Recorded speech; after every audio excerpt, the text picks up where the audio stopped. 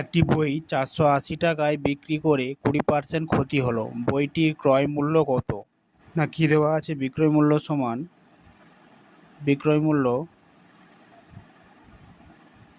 বিক্রয় মূল্য সমান 480 টাকা দেওয়া আছে।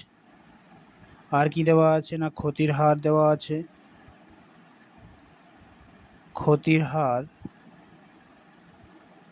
হার ইকুয়াল টু 20%।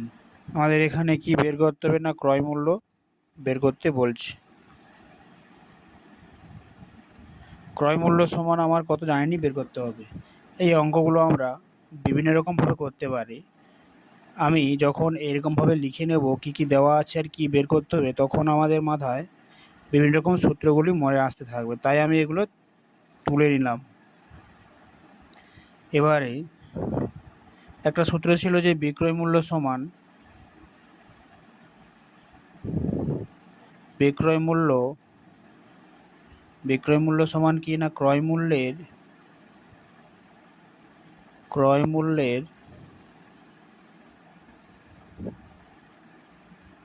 80%। ক্রয় মূল্যের 80, টোটাল আমার হচ্ছে 100%, সেখান থেকে 20% ক্ষতি হয়ে গেছে, তাহলে আমার 80%। এটা আমি লিখলাম। বা বিক্রয় মূল্য সমান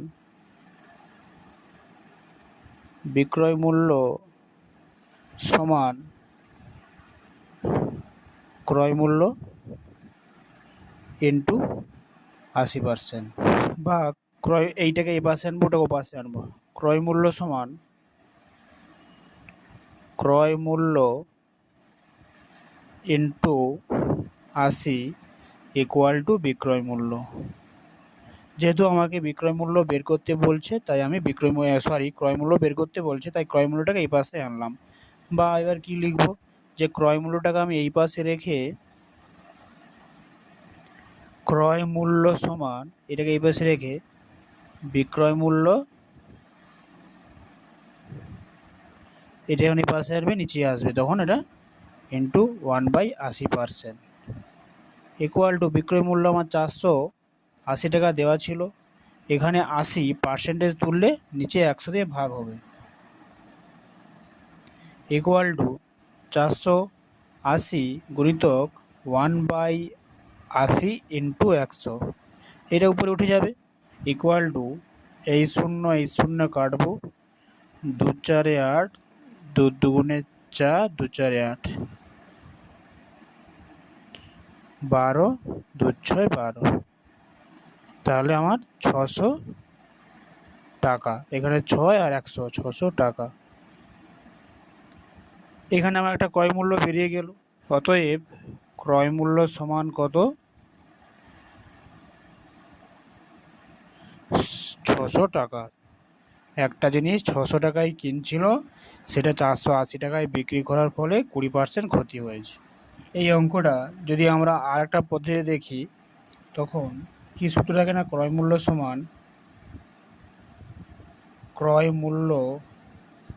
সমান বিক্রয় মূল্য বাই 1 মাইনাস ক্ষতির হার।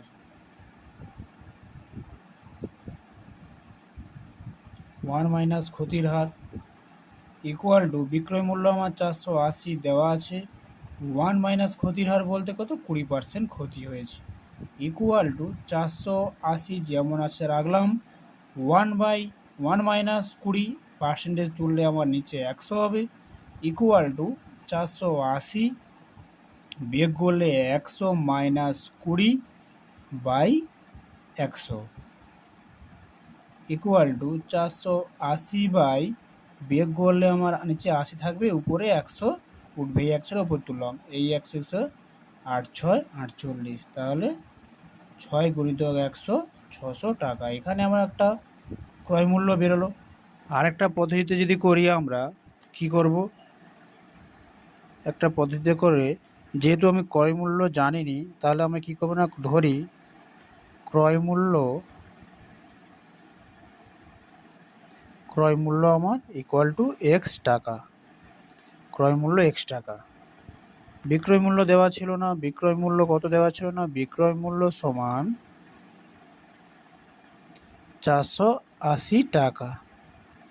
এবার এখানে আমি ক্ষতি বের করতে পারবো না। ক্ষতি সমান কি হবে? ক্রয় মূল্য মাইনাস বিক্রয় মূল্য, এটা আমার ক্ষতি।